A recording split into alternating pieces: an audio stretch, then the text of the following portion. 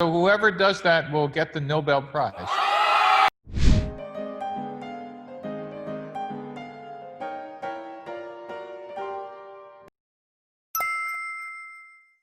Pivot, in my definition, is a substantive change, meaning an important change in one or more parts of your business model. Pivot is a consequence of understanding what's going on in the rest of your business model. And you could only pivot when you've learned. A pivot doesn't happen. A pivot is an outcome of learning and discovery. Very powerful idea, because in the old days, we would just execute a plan. That is, here is the plan. I am going to salute. We're going to march off, just like we were in the military, and do what the plan said. But a pivot recognizes that the world is no longer static. It changes. It's disruption from China, from commerce, from technology, etc. And so the pivot allows us to be able to be adaptable quickly. You can only do a plan when you are able to plan, here's the next generation of technology, and here's where we think consumers are going to go, or here's who we could follow. But COVID-19 changed everything because there was no predictability. That is, it changed not only how people shop, where they live, where are they going to work, how are they going to interact. There's no book to go read. There is no plan. So now every large company, and here's the funny part, has to act like a startup. Because a startup has no plan. A startup just has guesses. So now large companies, all of a sudden, their entire planning departments their heads are exploding. I think the classic story that everybody knows in Korea, who turned their company from a confused, company almost went out of business, is called Apple. And within a span of 5 or 10 years, a single CEO turned the company around. But a more modern version is what the new CEO of Microsoft did. Microsoft was an incredibly profitable company under Steve Ballmer.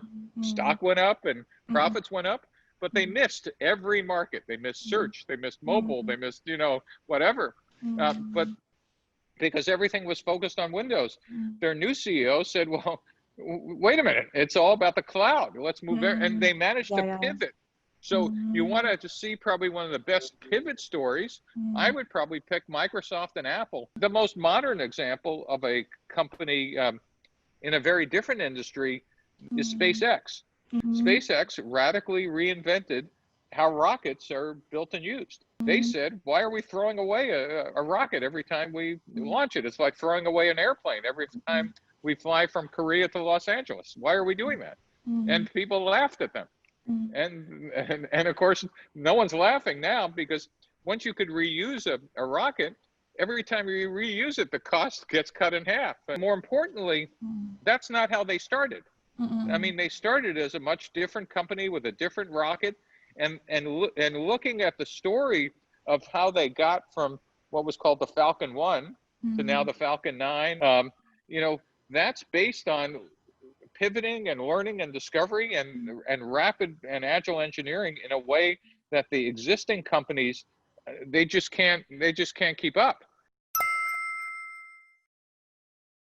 I saw a little bit of Korean culture, but it's also big company culture. And that is the group we call the frozen middle. That is what happens is the senior executives understand the need. And on the bottom, on the very bottom of every large company, are crazy entrepreneurs who have always been there, who are saying, yes. In the middle, who just come to work and they go, oh, yes, this will pass too. This is a new fad. This will go away. I just know how to do my current job. They don't quite believe it yet. And even if they do believe it, they don't know what to do. Yeah, that's right. They spent their whole careers, following a plan. And now you're asking them to be creative. Most of them shouldn't be doing that, which is why this is an organizational design problem. If you don't create a different organization in parallel, that works together with the existing organization, there is no home for innovation. So whoever does that will get the Nobel Prize. So the good news is there's no one answer. No one really, the only good answer is that companies who are run by their founders seem to do better. So companies run by Steve Jobs or the head of Netflix or Elon Musk motivate the company from top to bottom to work on mission, not on process. The problem of the frozen middle is those people get aligned to the process, to what's written, rather than the mission of the company. Does that make sense? So I was the biggest advocate for there is no substitute for face-to-face meetings. That was me. Now I had to teach classes and entrepreneurs on how to do it via video conferencing. And I have to tell you, I have now changed completely what I believe. And what I believe now is that video conferencing, and we've just run an experiment on 1 billion people, is good enough for a first meeting. So we could have a very good conversation for a first meeting to understand problems or brainstorming or whatever. And of course, we've now learned it's why Zoom meetings are actually intellectually harder is we're trying to substitute for all the body language cues we normally pick up. I think on the first level, Zoom has made us more productive in getting first level feedback. And anybody who says, oh, I can't get any feedback inside of COVID is really not trying very hard. You know, you could stand there and try to wish the waves off the beach, but those waves are still coming. COVID is the same way. Those changes are coming or have come, whether you want to or not. And some of those customer behaviors are going to be permanent. Some will be temporary, and some we just don't know.